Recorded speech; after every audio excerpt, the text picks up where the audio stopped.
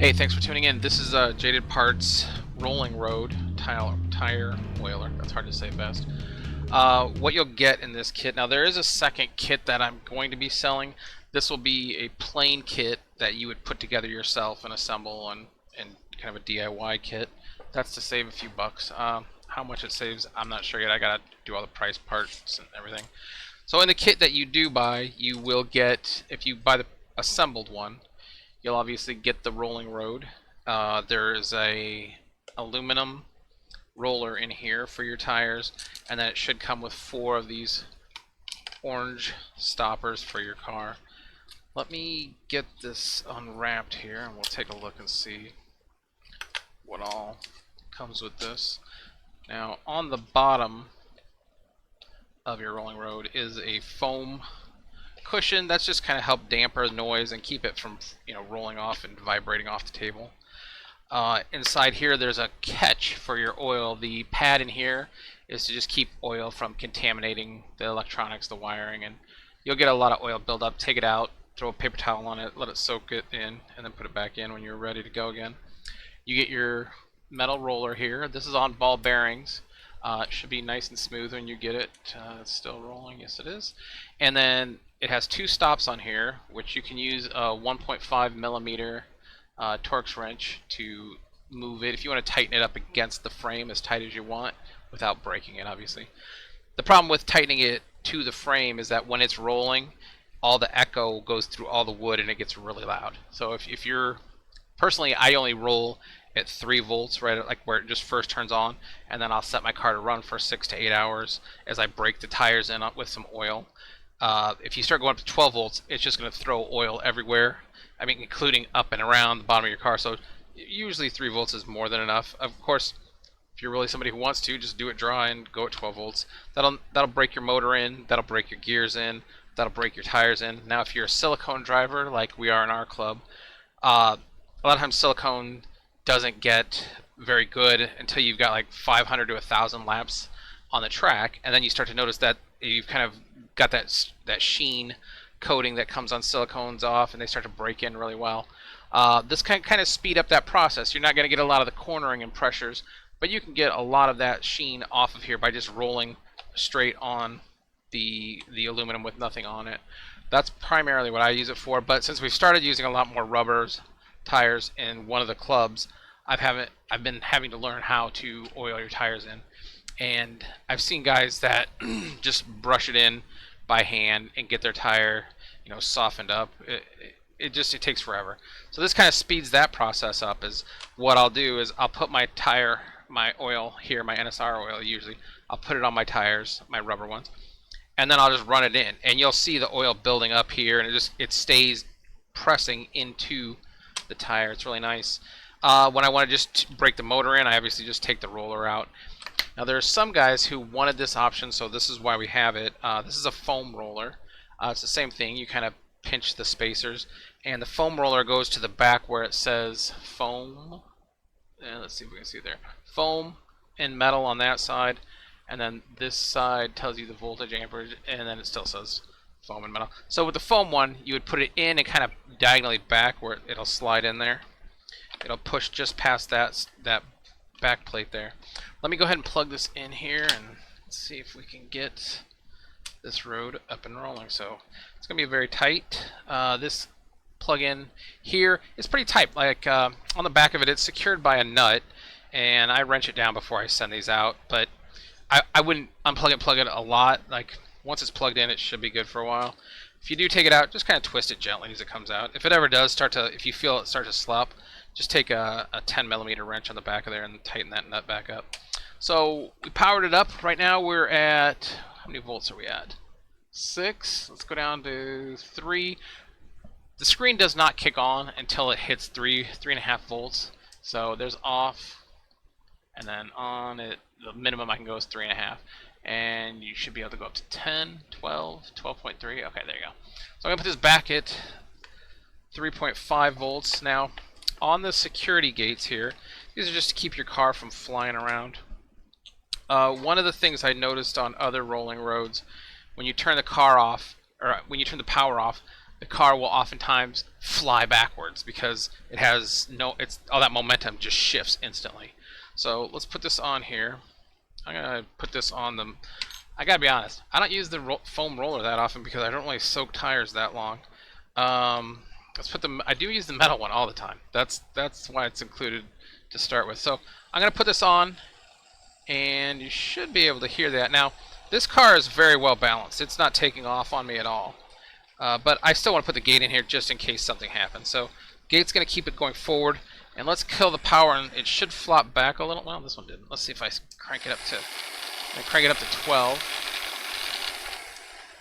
It still didn't do it. Love it. Alright, back gate. Keeping that on there. The other thing I've included on here, this is why there's 2 extra gates for you, is maybe you're going to leave it over, a couple hours.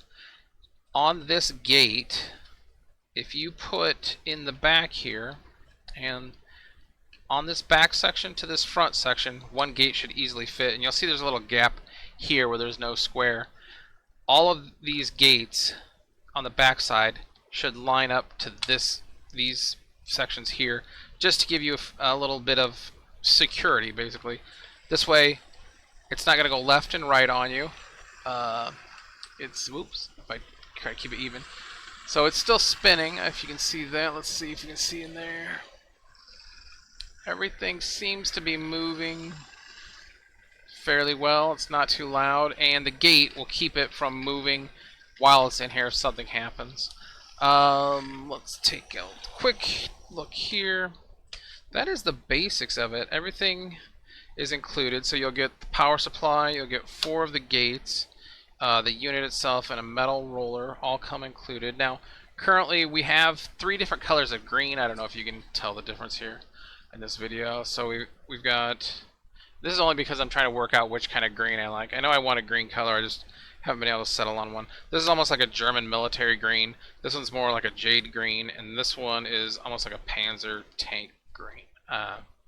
So you'll get one of those 3 colors if you really have a preference to what you want in the color. Let me know. Other than that, everything is pretty simple. A 1.5mm screw, like I said, a hex here. This would be similar to your Revo slot screws. So I'm going to tighten this up, and so now there's no slop. Let's see if there's any noticeable difference. See, to me it's a little louder just because it feels like it's echoing through the box, the chamber here. Wheel spill fully. Oh, here's one of the things I did different too. You'll notice that the gates can be on. Now let's try this one. The gate can be on and still clear the roller. That is because I did not like the other rollers that had your wheels pitched up. I mean, I've seen cars where it's like the cars sit like this almost, and I just thought that's not really naturally how the car is going to want to sit if you're trying to break in the tires and wheels. And so I cut that down and made sure that it was even with the track where your car would be. So let me take this off real quick. Oh, actually, this is unintentionally helpful, is that on the roller, if you take the roller out, this is just a 6mm rod. I use this 6mm rod in my Revo slots to keep my axles straight. You can go buy that if you want a 6mm. I think they sell a separate 6mm rod. When you take the bushings out of a Revo slot, it's 6mm. I was like, oh, why don't I just start with 6mm? Then I don't have to buy another actual tool. Of course, that was a happy little accident. Thank you, Bob Ross. So I'm gonna set that one aside. I'm gonna put the foam roller on. If somebody's really interested in foam rolling, it's just the only reason I can see you wanting the foam roller is because you really plan to soak a lot of oil and like let it run overnight. You don't want it to run out of oil. So with the foam roller as well, like I said earlier, I wanted a flat surface. I didn't want that high pitch. So here you can see, if this stays in, the foam roller clears that, and it's even with the actual rolling road. You get that. Everything comes in the kit. Should be ready on our website now. In a couple months, I plan on selling the unassembled kits, where as long as you can follow along, I'll make sure that they don't have any soldering. I'll try to include some like Wago nuts and connect everything and get a diagram. I just don't have directions for everybody yet. But it's the same kit. It's just not painted. Now, of course, you could assemble it. You'll assemble it and paint it. And if you do paint over it, you're probably going to lose a little of this lettering. Not that it's that important to most people, but that's the only difference. I don't know what the price point will be on that, but it won't be as pricey as the regular pre-assembled one. That is it. Hope you like it. Hope you guys find it useful. It's going to break in your tires, like I said, your silicone tires. Rubber tires can be oiled in after you've trued them up. It's perfect for that job. Breaking in your gears, breaking in your motor. There's all kinds of things you can do as long as you're okay with setting it 3 volts. Now, if you have another power supply with a 1.5 millimeter tab, well, I can't male end. These are pretty standard, the size of those power supplies. But if you have one that's 1 volt, it should work because all the voltage does is it's sent directly to the braided rails, and that's what powers your car. So you don't have to worry about like overloading it and letting it run because it's all based on your power supply. There's no weird electronics or circuitries in here. So, hope you like it. Check out our eBay page, and if you have any questions, feel free to send me an email. See you later.